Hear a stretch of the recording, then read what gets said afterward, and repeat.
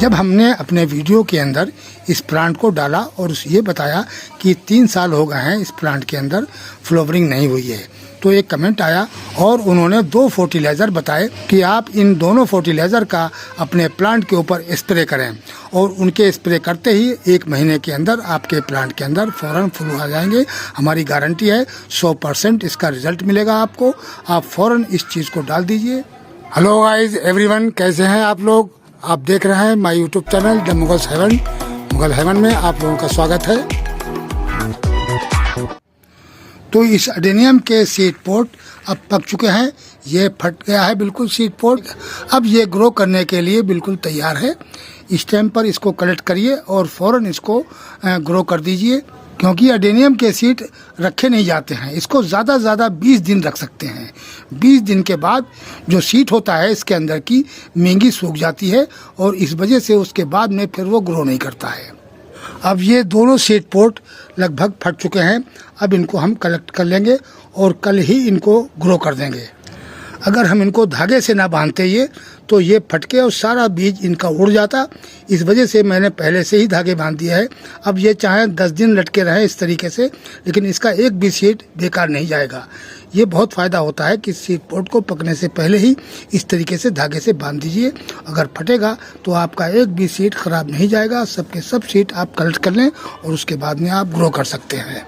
तो अब हम इन सीड पोट को कलेक्ट कर लेंगे और फिर इसके सीड को निकाल कर ये सारे सीड साफ करेंगे। इसके ऊपर जो रुई लगी होती है उनको भी हम साफ कर देंगे और साफ करने के बाद में इनको 1 दिन के लिए पानी के अंदर भिगोएंगे 24 घंटे के लिए। उसके बाद में हम इनको कल ग्रो कर देंगे। तो आज ही इनको हम इसके सीड निकाल कर इस रुई से अलग करके और पानी में भिगो देंगे और कल इन सीटों को ग्रो कर देंगे। दोनों सीड पोट पक चुके हैं और बेहतरीन किस्म के ये सीड पोट तैयार हुए हैं, क्योंकि ये ज़्यादा दिन में पकी है। लगभग 6 महीने में फली पकी है। ये अगस्त के टाइम पर आई थी, तो अब जाके ये पकी है। लगभग 6 महीने हो गए हैं इसको पके हुए, तो अब जाके ये तैयार हुई है। तो अब इनको हम कल ग्रो कर देंगे। तो अभी फरवरी के अंदर जो हमने ग्राफ्टिंग करी है कुछ अडेनियम में, करीब 10-11 अडेनियम ग्राफ्ट किए थे, तो वो देख लीजिए आप। सब के सब बेहतरीन किस्म के सब ने फुटाव ले लिए हैं और सभी सब लगभग ग्रोथ करने लगे हैं। इस तरीके से हर प्लांट के अंदर, ये जिसके अंदर अभी बाहर लीव्स नहीं निकले हैं लेकिन फुटाव इसने ले लिया है, और ये देखिए इसके अंदर भी ये फुटाव ले लिया है। तो ये अच्छी तरीके से सारी ब्रांचें देखिए ग्रो हो गई हैं और बेहतरीन किस्म का रिजल्ट निकला है। 1-2 ब्रांचें गली भी हैं इसके अंदर। तो ये मैंने 3 यानी 4 ग्राफ्ट करी थी, तो ये सब के सब तैयार हैं और इसके अंदर तो काफ़ी बड़े बड़े लीव्स हो गए हैं, क्योंकि ये सबसे पहले ग्राफ्ट हमने यही की थी फरवरी के अंदर। ये करीब 8-10 फरवरी को हमने ग्राफ्ट करी थी। तो ये इसके लीव्स तो बड़े बड़े हो गए हैं और बल्कि इसके अंदर देखिए बड्स भी आ गए हैं। यानी ग्राफ्ट करने के ये टिप्स की जो ब्रांच ग्राफ्ट करते हैं, तो इसका यही फ़ायदा है कि जिस टाइम पे आप ग्राफ्ट करते हैं और अगर फूलों का टाइम है तो उसी टाइम पर इसके अंदर कलियां आ जाएंगी और फिर फूल खिलने लगेंगे। ये फ़ायदा होता है टिप्स की ब्रांच लेने में। और ऐसे भी थे कि 3-4 प्लांट ऐसे हैं कि जो जिनकी ग्राफ्ट नहीं चली है, तो वो उनको हमने दोबारा ग्राफ्ट कर दिया है। ये दोबारा ग्राफ्ट करके और फिर हमने यहाँ रख दिए हैं। ये 4 प्लांटों पर जो इनकी ब्रांचें थी ऊपर की, वो ब्रांचें ठीक नहीं थी।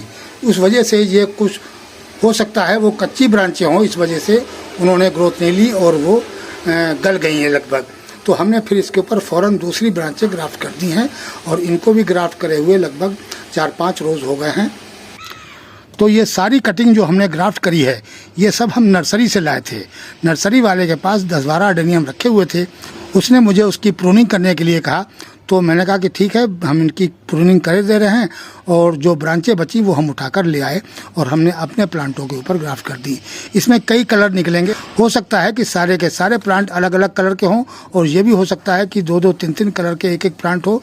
तो बहरहाल जितनी भी ब्रांचें थी मैं सब ले आया था और सब अपने प्लांटों पे ग्राफ्ट कर दी। और जब हमारे पास मदर प्लांट नहीं बचे, तो ये हमने देखिए एक ब्रांच, तो ये कटिंग लगी हुई थी, उस कटिंग पे मैंने ये ग्राफ्ट कर दी और ये भी ग्राफ्ट जो है बिल्कुल तैयार हो गई है और कटिंग के ऊपर भी ये ग्राफ्ट अच्छी तरीके से चल दी है। तो इसका भी रिज़ल्ट बहुत अच्छा आया है। अगर हमारे पास कटिंग लगी हुई है तो कटिंग पर भी हम ग्राफ्ट कर सकते हैं। ये हमारे दिमाग में पहले नहीं थी, लेकिन जब कोई मदर प्लांट नहीं बचा तो फिर हमने कटिंग के ऊपर ही ग्राफ्ट कर दी, तो ये हमारी सक्सेसफुल हो गई है। अब जो इसके ऊपर ग्रोथ लेगी और इसकी अगली साल तक ब्रांचें तैयार हो जाएंगी और ज़्यादा हो सकता है कि इसका अलग कलर हो, तो फिर हमने इसकी कटिंग से नई ग्राफ्ट और प्लांटों में अपने तैयार कर लेंगे। तो हम कह रहे थे कि जो टिप्स की ब्रांचें होती हैं तो इसके अंदर फ़ौरन फ्लावरिंग आ जाती है, ये बहुत सबसे बड़ा फ़ायदा है। इसीलिए हम ज़्यादातर वी ग्राफ्टिंग करते हैं और टिप्स की कटिंग लगा देते हैं। वी ग्राफ्टिंग में हम लगभग 2.5-3 इंच की ब्रांच ग्राफ्ट कर सकते हैं और टैबलेट ग्राफ्टिंग में सिर्फ आधा इंच की टैबलेट ग्राफ्ट कर सकते हैं। तो उसके अंदर उसकी ग्रोथ लेने के लिए कम से कम 3-4-5 महीने चाहिए होते हैं, जब जाके वो ग्रोथ लेता है। और फिर वो अगर बरसात के बाद उसमें फ्लावरिंग हुई तो ठीक है, नहीं तो फिर अगली साल ही ब्रांच में फ्लावरिंग होगी। लेकिन टिप्स की कटिंग के अंदर फ़ौरन फ्लावरिंग होने लगती है, ये सबसे बड़ा इसका फ़ायदा है। इसी वजह से हम ज़्यादातर वी ग्राफ्ट करते हैं और वी ग्राफ्ट में लंबी ब्रांच ग्राफ्ट कर सकते हैं। और इसी का सबसे बड़ा यही फ़ायदा है इसका कि इसके अंदर फ़ौरन फूल आ जाते हैं। अब बात करते हैं इस अरेबिकम के प्लांट की। कल हमने वीडियो में इसके बारे में बताया कि हमारे प्लांट के ऊपर 3 साल हो गए हैं इसको ग्रो करे हुए, क्योंकि ये सीड से ही मैंने ग्रो किया था। अब ये 3 साल का हो गया है, लेकिन अभी तक इसके अंदर फ्लावरिंग नहीं हुई। तो मैंने वीडियो में इसको डाल दिया और ये कहा कि अगर इसके बारे में कोई जानता है कि इसके अंदर फ्लावरिंग क्यों नहीं हो रही है और इसकी वजह बता सकता है या इसका रेगुलेशन बता सकता है कि ये किस तरीके से इसके अंदर फूल आ सकते हैं। तो साथियों, एक कमेंट्स ऐसा आया कि जिन्होंने मुझे इसके बारे में बताया कि आप इसके अंदर अगर ये चीज़ डालते हैं तो आपके प्लांट के अंदर 100% फूल आ जाएंगे और फ़ौरन इसके अंदर वर्ड्स आ जाएंगे। तो उन साहब का भी हमने काफ़ी धन्यवाद अदा किया कि आपने इसके बारे में बहुत अच्छी बात बताई। अब हमें इसका सोल्यूशन मिल गया है, तो हम इसको आप ख़रीद के लाएंगे और इस प्लांट पर डाल देंगे। यहाँ की दुकानों पर तो नहीं मिला, जो हमारे करीब में दुकानें हैं वहाँ तो नहीं मिला। हमें तो इसके नाम ही सुन के अजीब सा लग रहा था, पहली बार ही ये नाम सुने हैं। तो मैं पहले तो गया था केमिस्ट के यहाँ कि शायद कोई दवाई है ये, तो केमिस्ट ने कहा ये होम्योपैथिक की दवाई है, होम्योपैथिक वाले से पता करिए। तो वो भी हमारे करीब में है, तो मैं उसके यहाँ गया तो उसने कहा कि नहीं, ये होम्योपैथिक की भी नहीं है, ये आप वहाँ जाइए जहाँ एग्रीकल्चर की सामान मिलता है, खेती बाड़ी का, और खादें भी मिलती हैं और फर्टिलाइज़र वगैरह मिलते हैं और वहाँ दवाइयाँ भी मिलती हैं।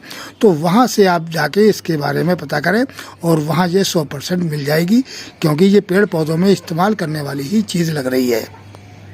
तो देखते हैं साथियों, कुछ हम पता करेंगे कई जगह, अगर मिल जाती है तो ठीक है, और नहीं तो फिर हम अमेज़ोन पर ट्राई करेंगे। अगर अमेज़ोन पे मिल जाएगी तो फिर हम फ़ौरन मंगवा लेंगे और अपने प्लांट को ये देंगे।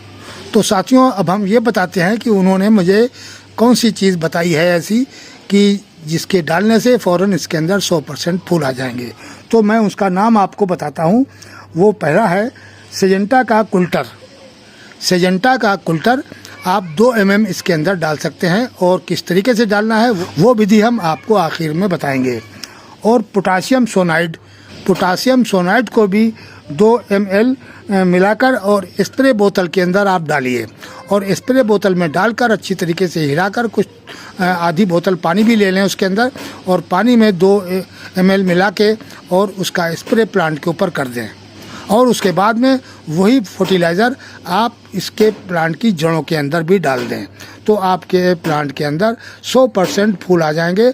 और जब इसमें फूल आ जाएं तो आप इसकी अपडेट भी दिखाइए और इसके बारे में सबको बताइए कि ये कितनी बेहतरीन किस्म की चीज़ है कि जिस प्लांट के अंदर कभी फूल ना आ रहे हों उसके अंदर अगर आप इसका स्प्रे कर देते हैं तो आपके प्लांट के अंदर फ़ौरन बड्स आ जाएंगे और फ़ौरन फ्लावरिंग करने लगेगा।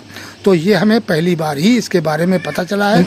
अगर ये उनका कमेंट ना था तो हमें इसके बारे में बिल्कुल पता नहीं चलता, क्योंकि ये नाम ही हमने पहली बार सुने हैं। तो जब इसका अच्छा रिजल्ट निकलेगा तो मैं इसको अच्छी तरीके से लिख के रख लूँगा और आगे भी लाता रहूँगा, अपने प्लांटों को इसको देता रहूँगा। अगर इस चीज़ का अच्छा रिजल्ट निकला वाकई में इसके, उन्होंने ये बताया कि अगर इसको डालेंगे, आप इसका स्प्रे करेंगे और इसके रूट के अंदर डालेंगे तो सिर्फ 1 महीने के अंदर आपके प्लांट के अंदर कलियाँ आ जाएंगी और फ्लावरिंग शुरू हो जाएगी। तो साथियों बहुत बहुत धन्यवाद उन साहब का जिन्होंने मुझे ये कमेंट में दोनों दवाइयाँ बताई। अगर इसको हम इस्तेमाल करेंगे और रिज़ल्ट इसी तरीके से निकलेगा, फिर हमारे लिए आगे की दिक्कत ख़त्म हो जाएगी। कभी किसी प्लांट के अंदर फ्लावरिंग नहीं आएगी तो फ़ौरन मैं इसका स्प्रे कर दूंगा और उस प्लांट के अंदर फ्लावरिंग आने लगेगी। तो साथियों वीडियो कैसा लगा? आज के वीडियो में इतना ही। मिलते हैं अगले वीडियो में नए टॉपिक और नए कंटेंट के साथ। अगर हमारा वीडियो अच्छा लगे तो प्लीज़ लाइक कीजिए, शेयर कीजिए और सब्सक्राइब कीजिए। शुक्रिया, धन्यवाद।